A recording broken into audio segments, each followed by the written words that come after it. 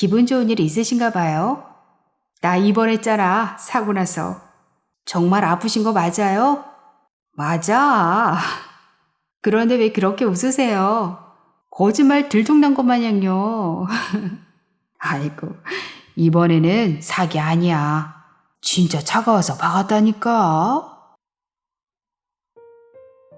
안녕하세요, 클라우디아입니다. 오늘은 천선희 작가의 작품 손 안 대고 코 푸는 남자를 가지고 왔습니다. 제목을 보면서 무슨 내용인지 무척 궁금했었는데요. 읽는 동안에도 어머머 세상에 이러면서 읽어내려왔던 기억이 납니다. 여러분도 궁금하시죠? 지금 바로 작품 속으로 함께 들어가시죠. 손 안 대고 코 푸는 남자. 천선희.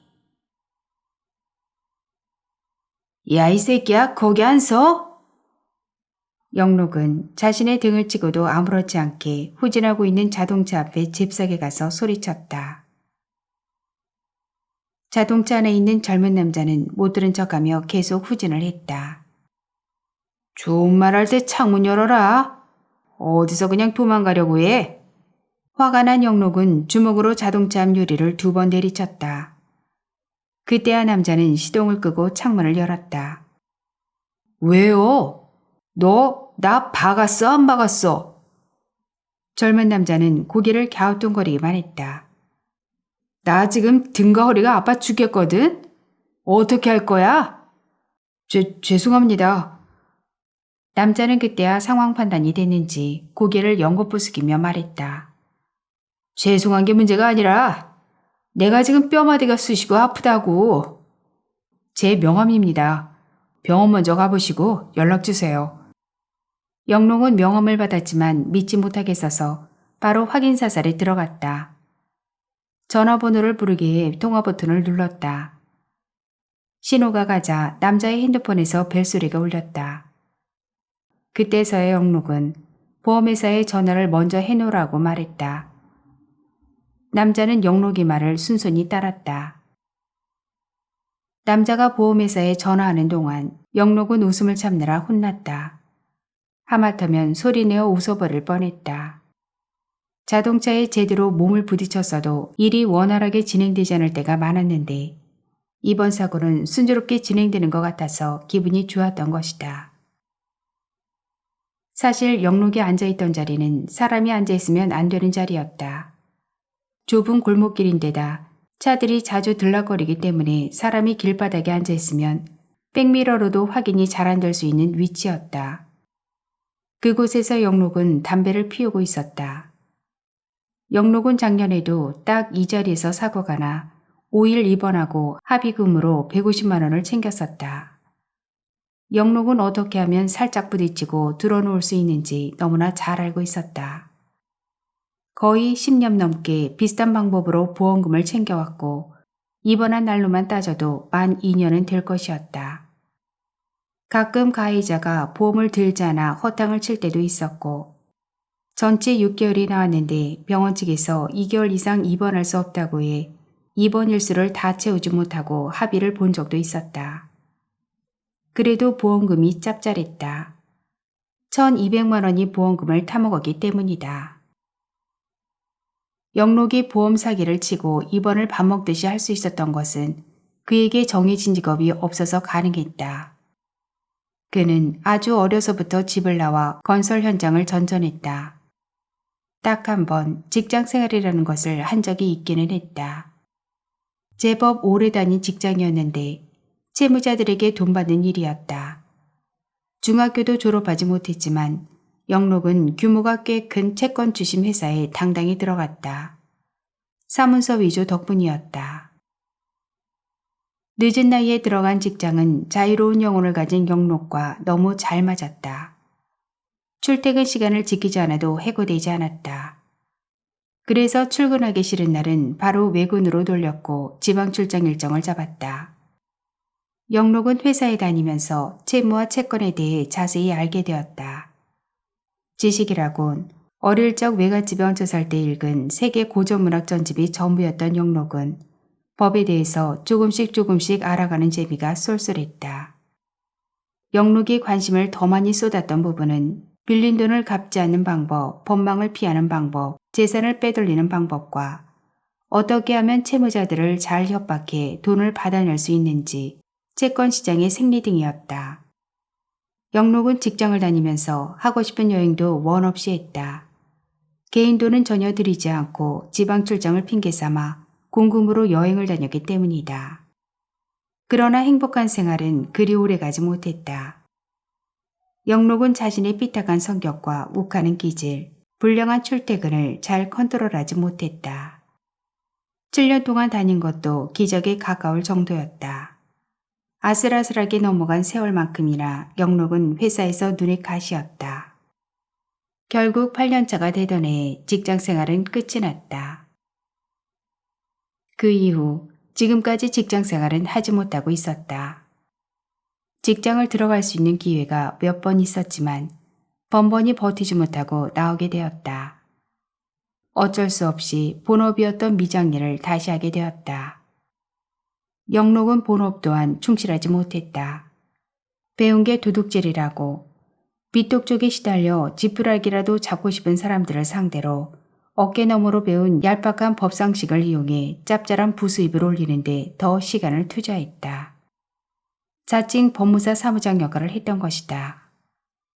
영록이 해준 일은 대부분 개인 파산이나 면책, 공중받는 일이었다. 필요에 따라 자신의 집 주소도 빌려주고 압류를 사전에 막아주기도 했다. 영록은 사무장일 뿐만 아니라 화폐를 사고 파는 일에도 끼어들었다. 벼룩시장이나 누령지 같은 재래시장을 뒤져 옛날 화폐를 싸게 사서 더 붙여 되파는 일이었다. 화폐는 내놓기가 무섭게 팔려나갔다. 대부분 화폐 수집 카페에서 팔렸다. 점점 재미가 붙은 영록은 낡은 화폐나 골동품만 보면 닥치는 대로 모았다. 그 덕분에 영록의 집은 쓰레기장이 되어버렸다. 점점 불어난 물건들은 잠을 잘 수 있는 침대까지 침범했다. 정말 발을 디딜 틈이 없었다. 화장실이라도 갈라치면 켜켜이 쌓여있는 상자를 헤집고 가야 했고 주방 또한 무엇을 어디에 뒀는지조차 모를 만큼 골동품과 주방용품이 뒤섞여 있었다. 사다 놓은 과일도 구더기가 바글바글할 때까지 발견하지 못한 적도 한두 번이 아니었다. 그런 일이 있을 때마다 치워야 된다는 생각을 하지만 어디서부터 손을 대야 할지 몰라 마냥 쟁이기만 하는 것이었다. 그럼에도 불구하고 영록이 화폐에 손을 놓을 수 없는 이유는 생각보다 손에 들어오는 이득이 많았기 때문이다. 골동품 수집가들은 한번 중독이 되면 돈이 얼마가 들든 갖고 싶은 물건은 꼭 사야 하는 미치광이들이 많았다. 영록이 평소에 사고 파는 화폐의 종류는 한정판 화폐, 희귀 화폐, 에러 화폐라서 집안이 더 복잡해지고 있었다. 영록이 손 안 대고 코 푸는 일이 한 가지 더 있었는데 일명 사입이 기자였다.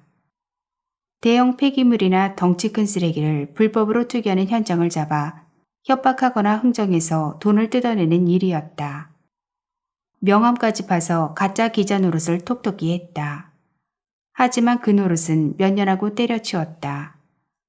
가짜 기자라는 신분이 들통난 것도 있었지만 힘들었다.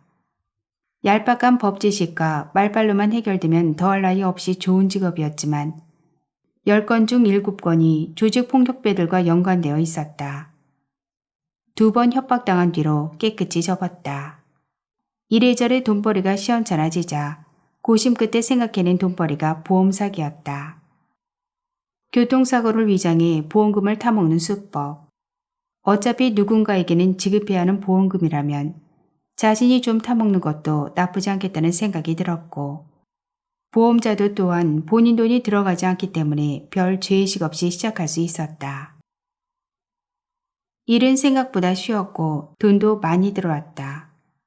한적하면서도 복잡한 골목에서 본인이 몸이 자동차에 살짝 부딪히기만 하면 며칠 안에 뭉칫돈이 생겼고 MRI나 CT 같은 비싼 장비로 몸을 검사할 수 있어서 더욱 매력을 느꼈다. 못해도 96세까지 살아야 한다는 사명을 가지고 있는 그에게 소일거리로 치자면 최고의 아르바이트였다. 단지 기회가 자주 있지 않다는 것이 조금 아쉬울 뿐이었다. 그래서 영록은 습관적으로 교통사고를 낼 만한 장소를 살피는 버릇이 생겼다. 물새 끝에 장소가 정해지면 그곳을 밥 먹듯이 다니면서 담배를 피워 물고 중고나라에 올려놓은 화폐가 팔렸는지 확인하며 시간을 보냈다. 앉아있는 게 지겨워지면 근처에 있는 편의점에서 배를 채우거나 편의점 사장과 수다를 떨기도 했다. 이번 사고도 편의점으로 막 들어가려는 순간 일어난 건수였다. 이 얼마나 고대하고 고대하던 상황인가. 전화 한번 받아보세요. 남자가 영록에게 핸드폰을 넘겨줬다. 예, 예, 예, 예. 영록은 보험 상담사의 말에 대답했다. 내가 자주 가는 병원이 있습니다. 지금 그 병원으로 가겠습니다. 보험 상담사가 병원 얘기를 물어 영록은 작년에도 입원했던 병원으로 가겠다고 대답한 것이었다. 남자는 보험회사 연락처까지 마저 영록에게 주고 형식적인 인사를 한 후 자동차에 몸을 실었다. 젊은 양반 잘 가시오. 특별한 일 있으면 전화하겠소. 영록은 쳐다보지도 않고 시동을 걸고 있는 남자에게 손을 흔들며 말했다. 남자는 어떤 동작도 하지 않고 곧바로 골목을 빠져나갔다. 영록은 자동차가 사라지자마자 병원을 가기 위해 바삐 움직였다. 지금 시간은 오후 4시. 병원 퇴근 시간이 6시임을 고려하면 서둘러야 했다. 형 좋겠네, 돈 벌어서. 집에서 이것저것 챙겨 나오는데 밖에 나와 있던 편의점 사장이 영록을 발견하고는 비꼬듯 말했다. 근데 말투가 영 거슬린다. 나 정말 아프거든. 영록은 허리를 감싸 안았다. 누가 뭐래? 아, 돈 벌어서 좋겠다고 했지. 어쨌든 영 대단하다. 편의점 사장은 의미심장한 말을 던졌다. 쓸데없는 소리 하지 말고 병원 가니까 그런 줄 알아. 어쩌면 며칠 입원할 수도 있다. 그럼 우리 일 못 도와주는 거야? 한동안은. 영록은 대답을 하는 둥 마는 둥 하고 앞만 보고 걸었다. 사실 영록은 요즘 들어 편의점 사장이 얄미워졌다. 알고 지낸 지 5년째이지만 날이 갈수록 정이 떨어지고 있었다. 이유는 대가 없는 노동이었다. 처음에는 편의점 물건 정리해주는 일이 즐거웠다. 잠깐 도와주면 유통기한이 임박한 도시락이나 삼각 김밥 같은 것을 잔뜩 챙겨줬기 때문이다. 집에서 밥해 먹은 지 오래된 영록에게는 영양분이 고루고루 들어간 도시락을 공짜로 얻어먹는 것은 이득이었다.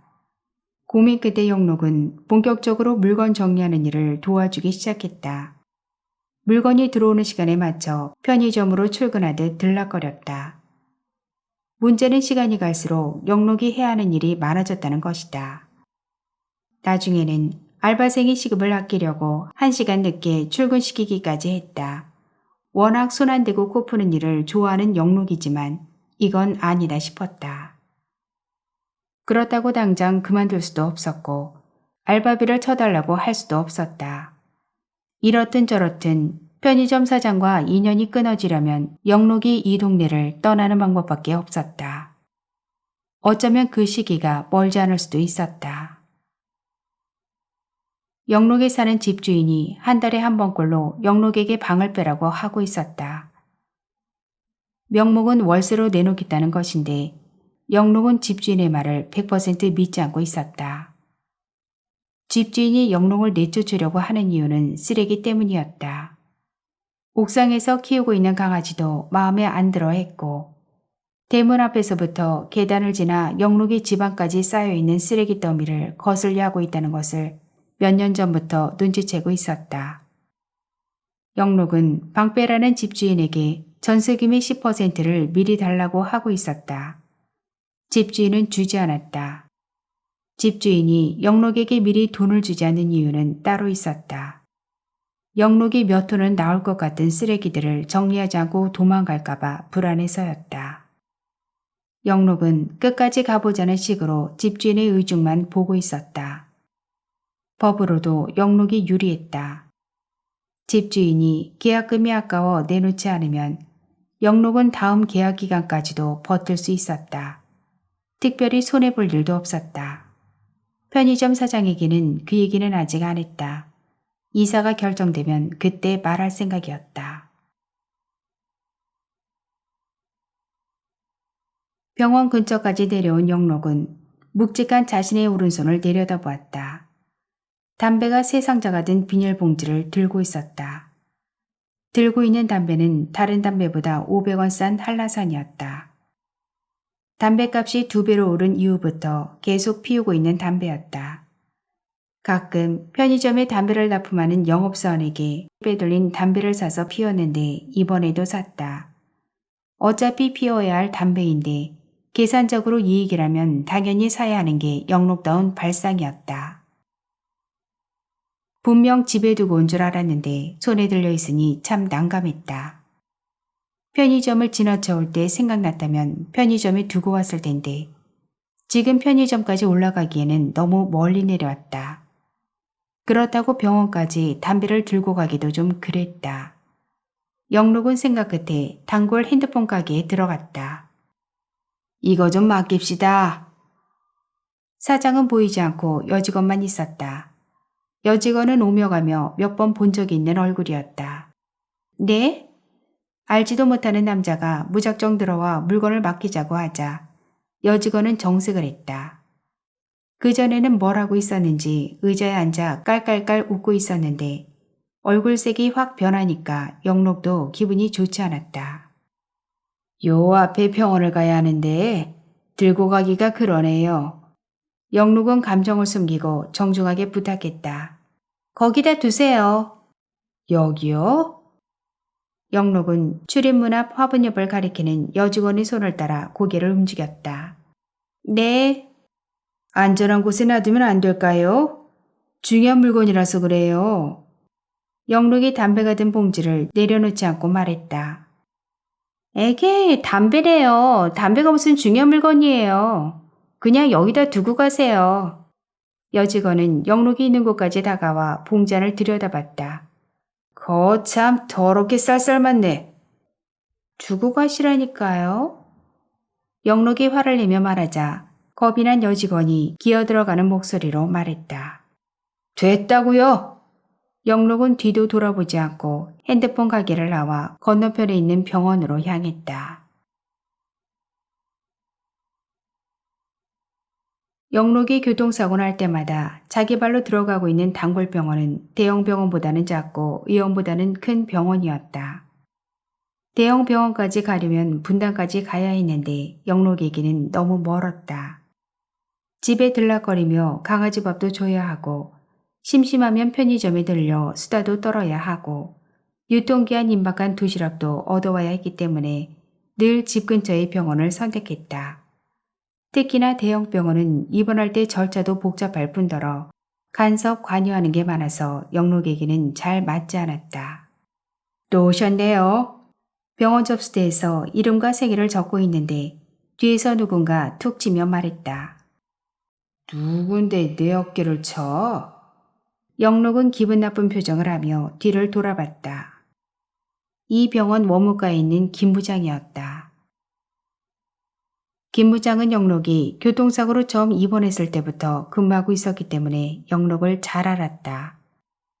급하지 않으시면 접수는 좀 있다 하고 담배 한 대 피우시죠. 그럴까?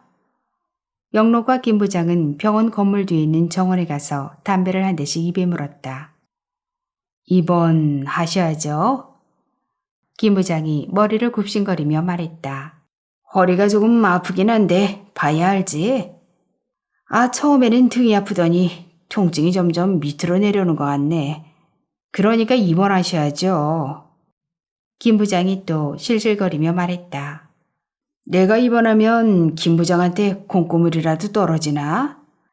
꼭 그런 건 아니지만 병원 원장에게 잘 보여서 나쁠 건 없죠.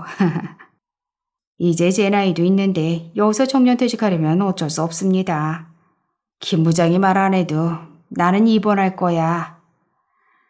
에휴, 그렇잖아도 건강검진 받아볼 때도 됐고. 5일은 입원하셔야죠. 알았어. 참 구차하게 먹고 사네 그려. 약속 지키셔야 합니다. 김 부장이 다시 한번 확답을 받으려 했다. 알았다고. 오늘 왜 이렇게 짜증나게 하는 사람이 많은 거야? 접수한 지 얼마 안 있어 MRI, CT, 피검사를 일사불란하게 했다. 결과는 단순한 찰과상으로 나왔다. 의사는 전문 용어를 써가며 입원은 해도 되고 안 해도 된다는 말을 했다. 영록은 입원을 결정했다. 입원실은 병원의 절차대로 2인실을 주었다. 영록은 6인실에 있고 싶다고 했다. 어차피 본인이 내는 돈은 아니었지만 사람이 없는 삭막한 곳에 있고 싶지 않아서였다. 영록의 요구에도 불구하고 병원 측에서는 병실이 없다는 말만 반복했다. 영록은 어쩔 수 없이 2인실에 누웠다. 2인실이었지만 환자는 영록 혼자였다. 건너편 침대는 깨끗하게 정리되어 있었다. 환자복으로 갈아입자마자 간호사가 포도당이 가득 든 링거를 가지고 나타났다. 아픈 곳도 없는데 링거를 꽂고 있으려니 좀이 쑤셨다. 더군다나 강아지 밥을 줘야 한다는 걸 깜빡하고 있었다. 영록은 간호사에게 아침에 맞으면 안 되겠느냐고 부탁했다. 간호사는 고민 없이 허락했다. 이 부탁도 안 들어주면 팍 쏘아붙이고 병원을 옮기려고 했었다. 간호사가 입원실을 나가자 영록은 환자복을 벗어던지고 일단 병원을 나왔다. 밖은 깜깜했다. 시계를 보니 저녁 9시가 조금 안 되어 있었다. 영록은 집에 먼저 갔다 올까 핸드폰 가게 사장을 보러 갈까 하다가 핸드폰 가게를 선택했다. 핸드폰 가게는 9시 30분이면 문을 닫았기 때문에 집에 올라갔다 내려오면 사장 얼굴을 못 볼 것 같아서였다. 영록은 핸드폰 사장을 좋아했다. 나이는 영록보다 20살이나 어렸지만 대화가 됐다. 나름 지적 수준이 높은 자신과 통한다고 생각하고 있었다. 있네? 영록이 출입문을 열며 말했다. 컴퓨터 앞에 앉아있던 사장이 웃으며 영록을 반겼다. 영록도 웃었다. 영록은 이 사장만 보면 절로 웃음이 나와서 견딜 수가 없었다. 기분 좋은 웃음이었다. 하루 일과가 역 같아도 이 사장만 보고 있으면 기분이 좋아졌다. 하지만 겉으로 표를 낸 적은 한 번도 없었다. 아버지 뻘 되는 자신의 행동이 실없어 보일 수도 있었다. 기분 좋은 일 있으신가 봐요? 나 입원했잖아, 사고 나서. 영록은 참을 수 없는 웃음 때문에 광대뼈가 저절로 올라갔다. 정말 아프신 거 맞아요? 맞아. 그런데 왜 그렇게 웃으세요? 거짓말 들통난 것 마냥요. 아이고, 이번에는 사기 아니야. 진짜 차가워서 박았다니까. 영록은 웃음을 멈추고 진지한 표정으로 말했다. 사장이 영록의 말을 잘 믿지 못하는 이유는 영록이 자신에게 있었던 보험 사기 얘기를 사장에게 다 했기 때문이었다. 3년 넘게 가게를 들락거리면서 옛날 얘기도 했고 화폐 얘기도 많이 했다. 이 사장의 매력은 거기에 있었다. 잘 들어준다는 거. 다른 사람들은 자기 얘기만 하지 자신의 얘기를 진지하고 재미있게 들어주지 않았다. 모르는 척하고 도망가려는데 내가 쫓아가서 잡았지. 나쁜 놈이 새끼네요. 자식 같아 보여서 웬만하면 내가 그냥 보내주려고 했는데 그 새끼 하는 행동이 괘씸해서 병원 간 거야. 영록은 거짓말이 술술 나왔다. 순진한 사장에게 더 이상 밉보이고 싶지 않아서였다. 과거의 인생이 꼬일 대로 꼬여봤고 남의 등도 많이 져봤고 면허 취소에 사기에 폭력에 유치장과 구치소도 다녀봤지만 이 사장처럼 순진하고 착한 사람을 본 적이 없었다. 그래서 이 사장만 보면 힐링이 되는 것 같고 마음의 정화가 되는 것 같았다. 사장은 다친 곳 빨리 나으라고 위로의 말을 몇 번이고 했다. 그 말을 들을 때마다 영록은 허리를 몇 번이고 쓸어내리면서 아픈 척을 했다. 영록은 20분 정도 앉아있다가 핸드폰 가게를 나왔다. 강아지 밥도 줘야 했지만 좀 더 앉아있다가는 자신의 입으로 사기친 것을 실토할 것만 같았다. 이 사장은 그런 사람이었다. 진실을 숨기고 거짓을 말하면 말할수록 진실을 실토하게 했고 화난 상황을 부드러운 상황으로 만들어 놓는 재주가 있었다. 그래서 영록은 사장 눈을 똑바로 바라보지 않았다. 자신의 내면을 다 들여다보는 것 같아 찝찝해서였다. 눈은 마음의 등불이라고 했던가. 마음이 별로 깨끗하지 않은 영록에게는 자신의 마음을 들키고 싶지 않았다. 입원한 지 이틀째였다. 보험회사에서 2명이 병실로 찾아왔다. 30대 여자와 20대 남자였다. 여자는 단번에 봐도 커리어우먼이었다. 검은색 정장 차림에 높은 힐을 신고 있었으며 프라다 서류 가방을 들고 있었다. 머리는 짧게 커트했지만 촌스럽지 않았고 작지만 둥글둥글한 눈매를 가지고 있었으며 얼굴 또한 수더분하게 생겨 상대방으로 하여금 편안한 인상을 갖게 했다. 게다가 차분한 음성과 성급하지 않은 걸음걸이는 어떤 환자도 그녀와 마주하면 보험금 협상이 계획대로 되지 않겠다는 생각이 들 만큼 몸에서 광채가 났다. 안녕하세요. 여자가 영록에게 다가와 손을 내밀었다. 영록은 얼떨결에 여자와 악수를 했다. 편찮으셔서 힘드시죠? 그렇죠. 영록은 뒷목을 잡았다. 여자는 인사를 나누자마자 가방에서 서류 뭉치와 함께 자신의 명함을 꺼내 영록에게 건넸다. S화재 보상팀 과장이라고 쓰여 있었다. 아무리 봐도 나이가 30대 초반 정도밖에 보이지 않는데 벌써 과장이라니 초고속 승진이었다. 일을 잘하는 모양이었다. 영록은 내심 걱정이 되었다. 보상금을 못해도 200만 원은 받으려고 하고 있었기 때문이다. 영록은 이제껏 자신이 받고 싶은 금액을 못 받은 적이 한 번도 없었다. 영록은 어렸을 때 읽은 세계 고전 문학 덕택으로 언어구사가 능수능란했고 심리파악의 명수였다. 하지만 이번에는 강적을 만난 듯했다.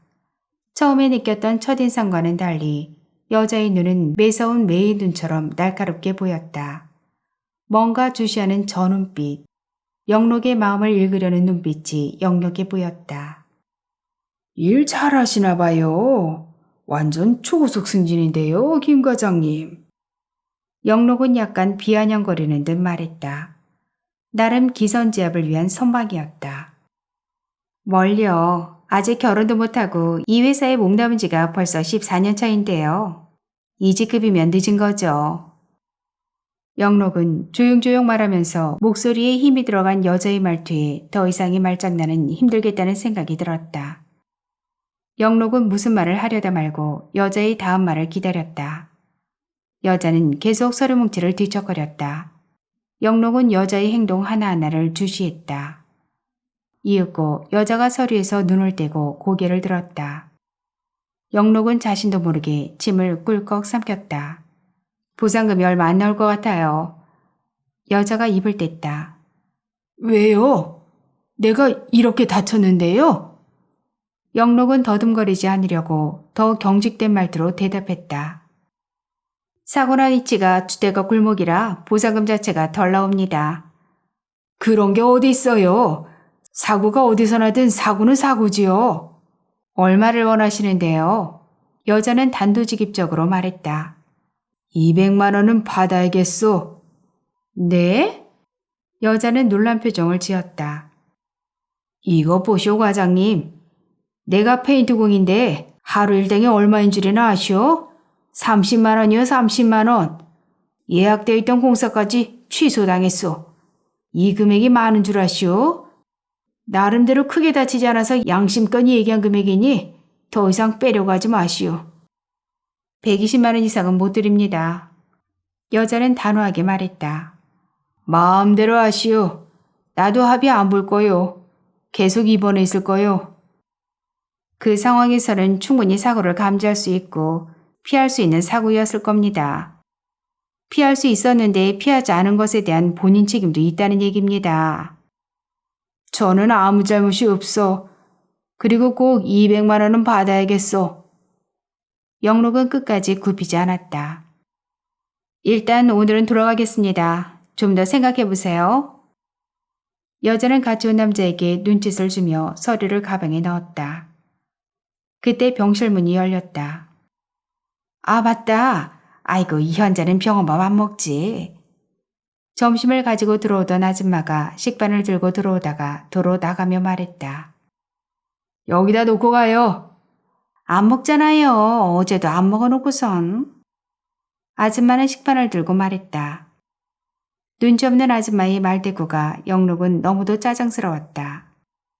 영록은 병원밥뿐만 아니라 초상집밥도 안 먹고 절밥도 안 먹었다. 먹을 수가 없었다. 어려서부터 먹으면 죽는 줄 알고 컸기 때문에 습관되어 있었다.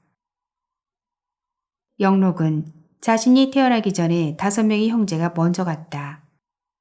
막 태어나서 죽고 수도 걸려 죽고 폐렴 걸려 죽고 물에 빠져 죽고 그 후에 태어난 아이가 영록이었다.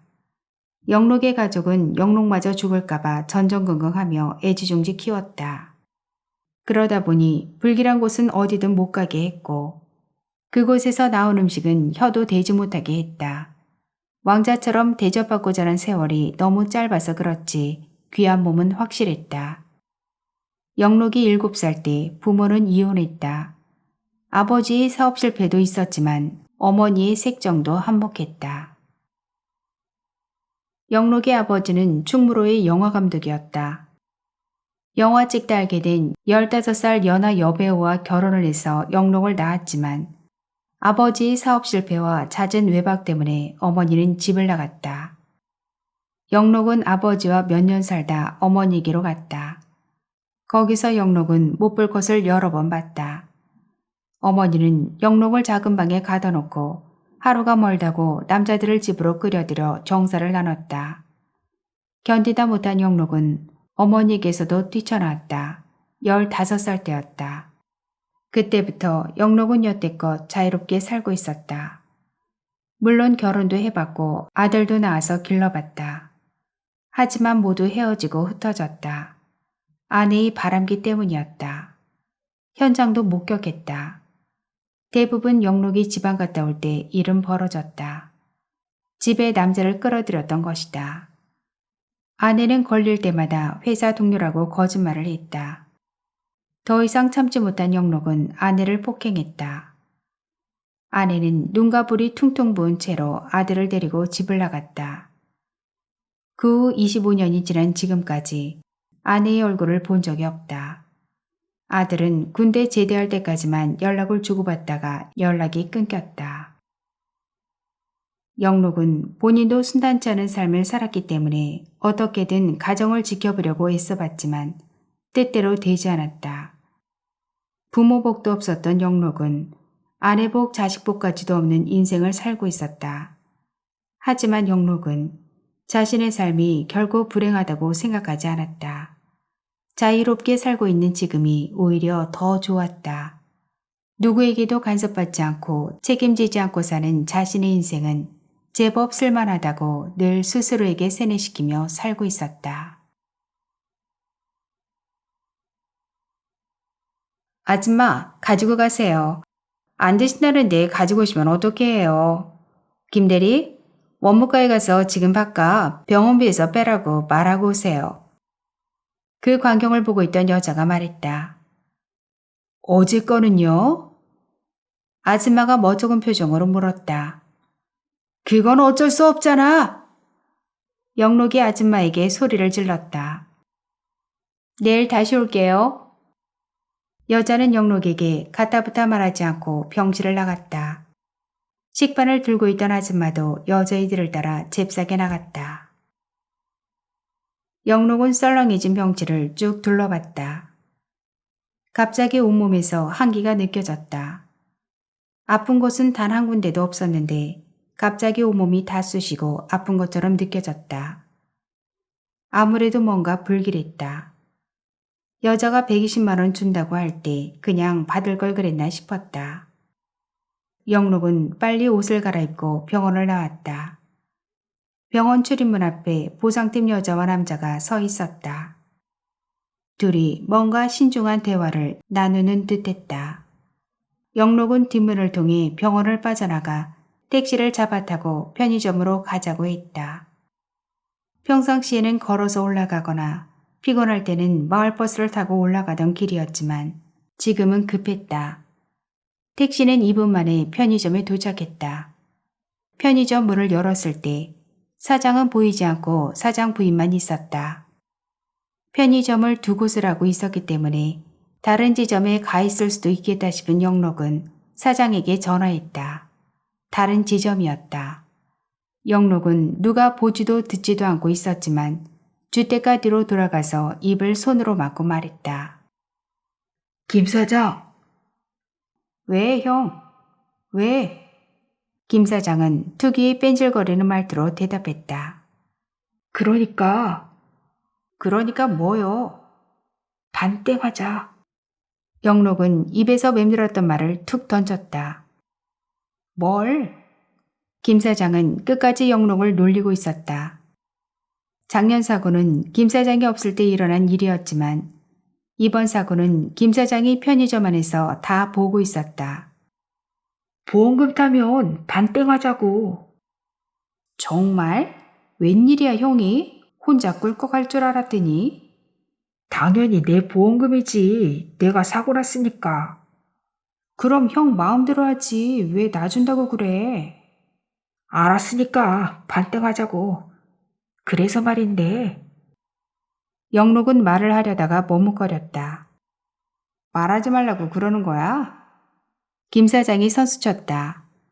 혹시라도 보험회사에서 사고 현장 오면 모른다고 하라고.